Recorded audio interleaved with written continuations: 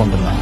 నా జీవితంలో నేను కన్నా ఒకే ఒక కల కోసం ప్రయత్నించే సమయంలో ఏ కష్టం వచ్చినా, ఏ ఓటమి ఎదురైనా, ఎవరి సపోర్ట్ ఉన్నా లేకపోయినా, నేను అలసిపోయినా, విసిగిపోయినా, ఆఖరికి చావే ఎదురైనా, నాకు నేను మాటిస్తున్నా, నేను ఖచ్చితంగా గెలిచి చూపిస్తాను.